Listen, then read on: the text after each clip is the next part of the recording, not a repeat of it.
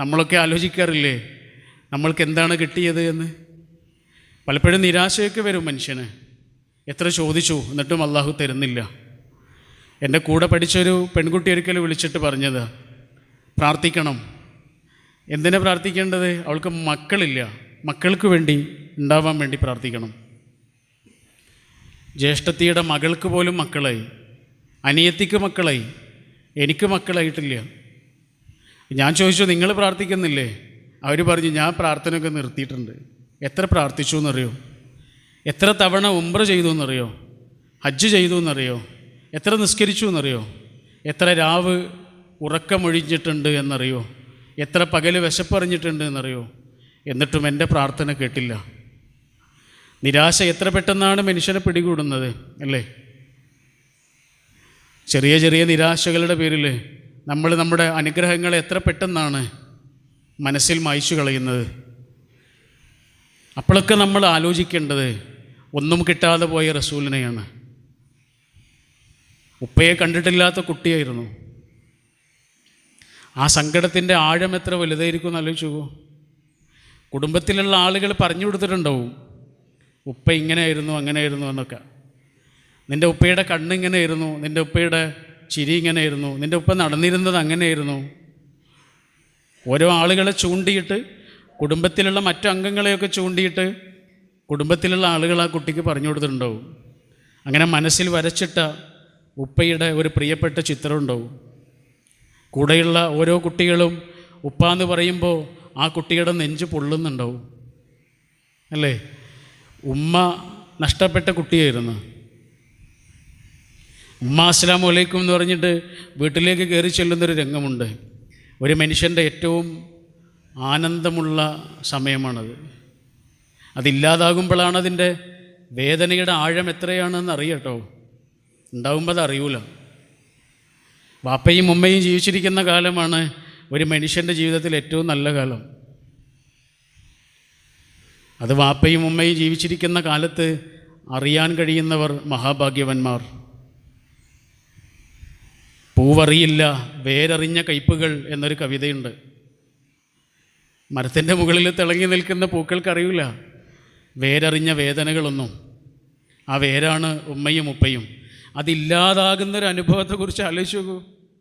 അനാഥത്വത്തിൻ്റെ എല്ലാ സമ്പൂർണതകളോടെയും ജീവിച്ച പ്രവാചകൻ അനാഥകളെക്കുറിച്ച് ഇത്രയേറെ പറയുന്നത് എന്തുകൊണ്ടായിരിക്കും? എത്ര തവണയാണ് പറഞ്ഞത്?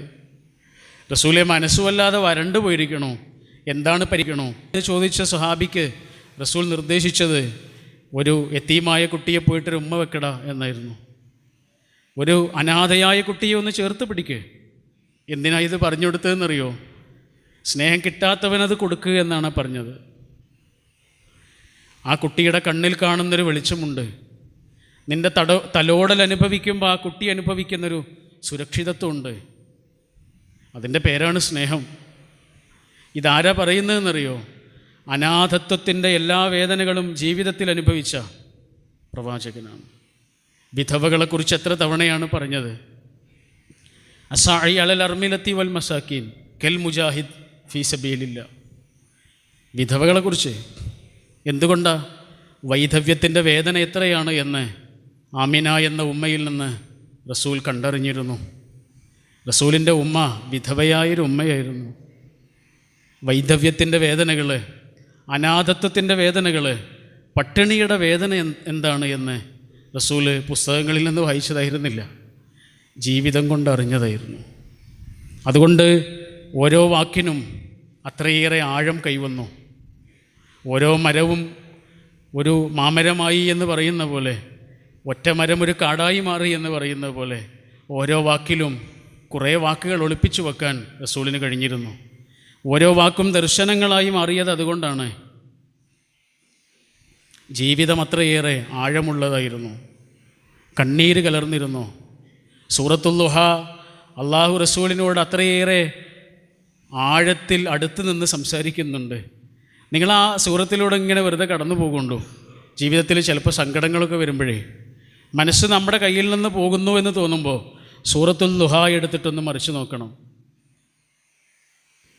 മരുഭൂമിയിലെ ഒറ്റ മരമാണ് സൂറത്തുൽ ദുഹ. ആ നിമിഷം അത് വായിക്കുന്നവർക്ക്, വിശുദ്ധ ഖുർആനിന് അങ്ങനെ ഒരു മാന്ത്രികതയുണ്ട്. ചില സമയത്ത് ചിലത് നമ്മൾക്ക് അത്രയേറെ അടുത്ത് നിൽക്കും. അങ്ങനെ ഒന്നാണ് സൂറത്തുൽ ദുഹ. ആദ്യം റസൂലിനോട് റസൂലിൻ്റെ പഴയ കാലം പറഞ്ഞു കൊടുക്കുക. അനാഥനായിരുന്നു നിങ്ങൾ, പക്ഷേ നിങ്ങളെ ഞാനാണ് സനാഥനാക്കിയത്. ആരുമില്ലാത്തവനായിരുന്നു നിങ്ങൾ, ആരൊക്കെയുള്ള ഒരാളാക്കി നിങ്ങളെ മാറ്റിയത് പടച്ചവനാ. എല്ലാ വാതിലുകൾ അടഞ്ഞാലും ഒരു ജനൽ തുറക്കപ്പെടും പ്രവാചകരെ എന്ന്. ചെറുപ്പക്കാരനായ അബ്ദുള്ള എന്ന മകൻ മരിച്ചിട്ടും വൃദ്ധനായ അബ്ദുൽ മുത്തലിബ് എന്ന വല്ലിപ്പയെ അവിടെ ബാക്കിയാക്കിയത് ആരാണ്? അവനാ. അതാണ് അനാഥനായിരുന്ന നിങ്ങളെ സനാഥനാക്കി എന്ന് പറഞ്ഞത്. എല്ലാ വാതിലുകളും അടഞ്ഞിട്ടുണ്ടാവും, പക്ഷേ ഒരൊറ്റ ജനൽ നമ്മൾക്ക് മാത്രമായി തുറക്കപ്പെട്ടിട്ടുണ്ടാവും. നമ്മളിപ്പോഴും വാതിലിൽ ചെന്നിട്ട് മുട്ടിക്കൊണ്ടിരിക്കുകയാണ്. അള്ളാഹു പറയുന്നത് ജനലിലൂടെ രക്ഷപ്പെടാനാ. അതാണ് സൂറത്തുൽ ദുഹ. വരാനിരിക്കുന്നൊരു വസന്തത്തെക്കുറിച്ചുള്ള ഓർമ്മപ്പെടുത്തലാണ്. അത് സംഭവിച്ചു കേട്ടോ റസൂലിൻ്റെ ജീവിതത്തിൽ. നഷ്ടപ്പെട്ടതൊക്കെ എത്ര മനോഹരമായാണ് തിരിച്ചു കിട്ടുന്നത്. എത്ര സുന്ദരമായി, എത്ര മധുരമായി പ്രതികാരം ചെയ്യാൻ കഴിയുന്നുണ്ട് റസൂലിന്. കഅബയുടെ താക്കോല് സൂക്ഷിച്ചിരുന്ന ഉസ്മാൻ ഇബ്നു ത്വൽഹ, അദ്ദേഹത്തോട് റസൂൽ ഒരിക്കൽ ആ താക്കോല് ചോദിക്കുന്നുണ്ട്. അപ്പോൾ അദ്ദേഹം കൊടുത്തില്ല. അപ്പോൾ റസൂൽ അദ്ദേഹത്തോട് പറയുന്നുണ്ട്, ഒരിക്കൽ എൻ്റെ കയ്യിൽ വരും, അന്നിതെന്ത് ചെയ്യണമെന്ന് ഞാൻ നിങ്ങൾക്ക് കാണിച്ചു തരും. അപ്പോൾ ഉസ്മാൻ ഇബ്നു ത്വൽഹ പറയുന്നുണ്ട്, അങ്ങനെയൊന്നും സംഭവിക്കില്ല. അങ്ങനെ സംഭവിച്ചാൽ അത് ഖുറൈശികളുടെ അവസാനമായിരിക്കും, ഈ നാടിൻ്റെ അന്ത്യമായിരിക്കും. അപ്പോൾ റസൂലുള്ളാഹി പറയാ, ഇല്ല, അപ്പോഴും നല്ല കാലം തന്നെ ആയിരിക്കും ഈ നാടിനും ഖുറൈശികൾക്കും. മക്ക വിജയ ദിവസം ആ താക്കോൽ റസൂലിൻ്റെ കയ്യിലാണ്. റസൂൽ അത് ആരുടെ കയ്യിലാണ് നൽകുന്നത് എന്നറിയാൻ എല്ലാവരും ആകാംക്ഷയോടുകൂടി കാത്തിരിക്കുന്നുണ്ട്. എൻ്റെ കയ്യിലൊന്ന് കിട്ടിയിരുന്നെങ്കിലെന്ന് ഓരോ ആളും ആഗ്രഹിക്കുന്നുണ്ട്. അലി റളിയല്ലാഹു അൻഹു അത് പരസ്യമായി പറയുക പോലും ചെയ്തു.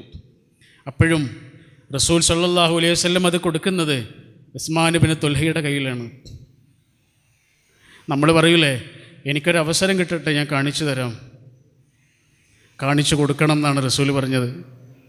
എങ്ങനെയാണ് കാണിച്ചു കൊടുക്കേണ്ടത്? ഉസ്മാൻ ഇബ്നു ത്വൽഹയുടെ കയ്യിൽ കഅബയുടെ താക്കോൽ തിരിച്ചു കൊടുത്തതുപോലെ. എത്ര മനോഹരമായ പ്രതികാര രീതിയാണ് ആ മഹാജീവിതം കാണിച്ചു തന്നത്. നമ്മൾക്കൊരവസരം കിട്ടിയാൽ നമ്മുടെ ശത്രുവിനെ നമ്മൾ വെറുതെ വിടൂ? നമ്മുടെ ശത്രുവിനെ നമ്മളെ അപമാനിച്ച മനുഷ്യന്, നമ്മളെ കരയിപ്പിച്ച മനുഷ്യന്, നമ്മളെ സങ്കടപ്പെടുത്തിയ മനുഷ്യന്, നമ്മൾക്കെതിരെ പലതും പറഞ്ഞു പരത്തിയൊരു മനുഷ്യന്, നമുക്കറിയാം അത് ആരൊക്കെയാണ് എന്ന്. ആ മനുഷ്യനോട് നമ്മുടെ മനസ്സിലുണ്ടാകുന്ന ഭാവം എന്തായിരിക്കും? അതെന്താകണമെന്ന് റസൂൽ ഏറ്റവും മനോഹരമായി പഠിപ്പിച്ചു തരികയായിരുന്നു ആ താക്കോല് തിരിച്ചു കൊടുത്തപ്പോൾ. സന്തോഷങ്ങളൊക്കെ തിരിച്ചു വരികയായിരുന്നു. ശിശിരകാലം മുഴുവനും വസന്തകാലമാവുകയായിരുന്നു. വറ്റിവരണ്ട ആ ജീവിതത്തിൽ പൂക്കളും ചെടികളൊക്കെ പിന്നീട് വിടരുകയായിരുന്നു. വിക്ടർ ഫ്രാങ്കിളിൻ്റെ ഒരു പുസ്തകമുണ്ട്, നിങ്ങൾ വായിക്കേണ്ട പുസ്തകമാണ് കേട്ടോ. വിക്ടർ ഫ്രാങ്കിൾ എന്ന് പറഞ്ഞാൽ ഹിറ്റ്ലറിൻ്റെ കോൺസെൻട്രേഷൻ ക്യാമ്പിൽ അകപ്പെട്ട മനുഷ്യനായിരുന്നു. അദ്ദേഹത്തിൻ്റെ പെങ്ങളെ അല്ലാത്ത മുഴുവൻ ആളുകളെയും ഇവർ കൊന്ന് ഇനി ജീവിക്കണമെല്ലാം തീരുമാനിക്കുകയാണ്. അദ്ദേഹം ആത്മഹത്യ ചെയ്യാൻ ഒരുങ്ങാണ്. ജയിലറയിൽ കിടന്ന് ഷേവ് ചെയ്യാൻ വേണ്ടി കൊണ്ടുവന്ന ബ്ലേഡ് ഉപയോഗിച്ചിട്ട് ഞരമ്പ് മുറിക്കാൻ ഒരുങ്ങാണ്. അദ്ദേഹം ഒരു ന്യൂറോ സർജനായിരുന്നു. ഒരു ന്യൂറോ സർജൻ അറിയാം ഏത് ഞരമ്പാണ് മുറിക്കേണ്ടതെന്ന്. പക്ഷേ വെളിച്ചമില്ല. മുകളിലേക്ക് കയറിയിട്ട് അദ്ദേഹം ഒരു ജനൽ തുറന്നു. ജനൽ തുറന്നിട്ട് പുറത്തേക്ക് നോക്കിയപ്പോഴാണ് പെട്ടെന്ന് ഋതുക്കൾ മാറിയിരിക്കണം. സീസണാകെ മാറിയിരിക്കുന്നു. യൂറോപ്പിൽ പെട്ടെന്ന് ഋതുമാറ്റങ്ങൾ സംഭവിക്കുമല്ലോ. ഇന്നലെ വരണ്ട് കിടന്ന മുറ്റത്താകെ ഇന്ന് പൂക്കളാണ്. അപ്പോഴാണ് വായിക്കുന്ന ചിന്തിക്കുന്ന മനുഷ്യൻ ആലോചിച്ചത്, എൻ്റെ ജീവിതത്തിലും ഇങ്ങനെ സംഭവിക്കാമല്ലോ. ഇന്ന് വരണ്ട് കിടക്കുന്ന എൻ്റെ ജീവിതത്തിൽ നാളെ പൂക്കൾ വിടരാലോ എന്ന്. അങ്ങനെ വിടർന്ന പൂക്കളാണ് മക്കാ വിജയമടക്കമുള്ള റസൂലുള്ളാഹിയുടെ വിജയങ്ങൾ പാഠങ്ങളാണ്. ആ ജീവിതം തന്നെ മഹാത്ഭുതമായി മാറുന്ന ആശ്ചര്യമാണ്.